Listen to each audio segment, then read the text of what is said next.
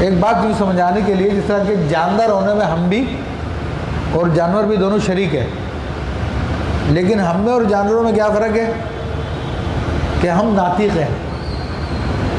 ناطق کا لفظی ترجمہ بولنے والے ہیں، اور ناطق سے مراد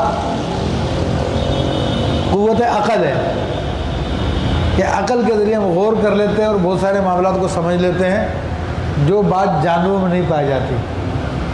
تو جاندار ہونے میں ہم بھی جانوروں کے مثل ہیں، لیکن ہم میں اور ان میں فرق کیا ہوا؟ نطق کا فرق ہوا، ناطق ہونے کا فرق ہوا۔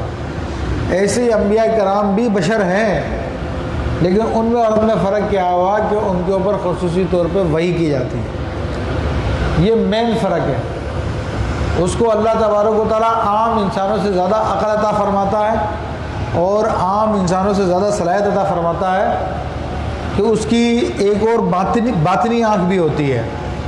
اس باطنی آنکھ کے ذریعے وہ لوح محفوظ کو بھی پڑھتا ہے، اس اپنی آنکھ کے ذریعے وہ فرشتوں کو بھی دیکھتا ہے، جنات کو بھی دیکھتا ہے، وہ ملکوت کو بھی دیکھتا ہے، جس کی عام انسان کو خبر بھی نہیں ہوتی ہے۔ یہ ایسے معاملات ہیں۔ پھر اس کے علاوہ بھی جسم و جسمانیت میں ظاہری طور پر ان کی شکل ہم جیسی ہوتی ہے، لیکن اللہ تبارک و تعالیٰ نے ان کو جسمانی طور پہ بھی بہت فضیلتیں دی ہوتی ہے۔ ان کی قوت سماعت، قوت بصارت، قوت ذائقہ، قوت لامسہ، قوت شامہ، سونگھنے کی قوت، یہ عام انسانوں سے زیادہ بڑی ہوتی ہے، مختلف ہوتی ہے۔ آپ دیکھیں کہ سرکار دو عالم صلی اللہ تعالیٰ علیہ وسلم تو وہ کچھ دیکھ لیا کرتے تھے جو کسی انسان کو نظر نہیں آتا تھا۔ ایک انسان کی حد نگاہ کتنی ہے؟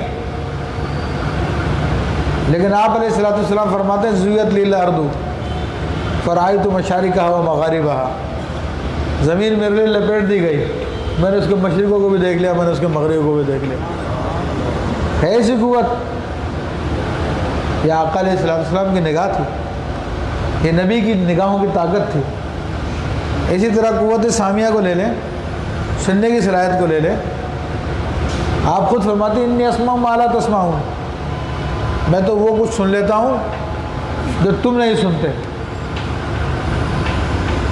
اور پھر سلیمان علیہ السلام کا واقعہ قرآن میں بیان ہوا کہ 10 میل دور سے آپ نے چونٹی کی آواز سنی، اور آپ نے نہ صرف سنی بلکہ سمجھ بھی لی کہ چونٹی بول کیا رہی ہے۔ قرآن نے اس واقعے کو بیان کیا۔ اسی طرح قوت شامہ، سننے کی طاقت، سونگھنے کی طاقت، تو انبیاء کرام کی اور ہے، عام انسانوں کی اور ہے۔ سیدنا یعقوب علیہ السلام کو اللہ نے وہ دی طاقت کہ یوسف علیہ السلام کا کرتا جب شہر میں داخل ہوا تو آپ نے فرمایا مجھے یوسف کی بو آ رہی ہے۔ تو اسی طرح تمام طاقتوں میں انبیاء کو فضیلت حاصل ہوتی ہے۔ یہ الگ بات ہے کہ انبیاء کرام اس کا اظہار ضرورت کے وقت کرتے ہیں، عام موقع پہ نہیں کرتے۔ ظاہری طور پہ اگر وہ ہمارے جیسے ان کے ہاتھ پاؤں میں انسانوں جیسی شکل و صورت ہے تو اس کا مطلب یہ نہیں کہ وہ ہمارے مثل ہی ہو گئے، ظاہر میں ہمارے مثل ہے، لیکن اللہ نے ان کو خصوصی قوتیں اور خصوصی طاقتیں عطا فرمائی۔ تو یہ ان میں اور ہم میں تمیز ہے، اور ان میں خاص طور پہ وحی کا فرق ہے۔ وما نراکا، اچھا پھر اس میں یہی فرق جو ہمارا بے دین طبقہ ہے اور دیندار طبقہ، اس میں بھی یہی فرق ہے کہ جو دیندار طبقہ ہے وہ وحی و رسالت کا پیروکار ہے، وہ وحی و رسالت کا پیروکار ہے، قرآن کا پیروکار ہے، وہ اپنی بات قرآن و حدیث سے لے کر آتا ہے۔ جو ہمارا بے دین طبقہ ہے تو وہ کبھی جارج برنارڈ شاہ کے قول سے استدلال کر رہا ہوتا ہے، تو کبھی ٹالسٹائی کا قول بیان کر رہا ہوتا ہے، کبھی کنفیوشس کا قول بیان کر رہا ہوتا ہے، اور کبھی مسولینی کا اور کبھی کسی کا، اور اس میں بڑا فخر کرتا ہے کہ جناب اس نے یہ فرمایا، اس نے یہ فرمایا، اس نے یہ فرمایا۔ یہی فرق یہاں پر بھی ہے، لیکن شکلیں بدلی ہوئی ہے، صورتیں بدلی ہوئی ہے۔ تو میں آپ کے سامنے واضح کر کے بتا رہا ہوں، جب تمہیں اللہ کی بھیجی ہوئی ہدایت موجود ہے تمہارے پاس، تو تمہیں کیا ضرورت ہے دوسروں کے اقوال لینے کی؟ دوسروں سے ہدایت تو وہ جا کے لے گا جس کا دامن ہدایت سے خالی ہو۔ تو ہمارے پاس تو قرآن کی ہدایت ہے، محمد رسول اللہ صلی اللہ علیہ وسلم کی ہدایت ہے، تو ہمیں کیا ضرورت ہے دوسروں کی ہدایت لینے کی؟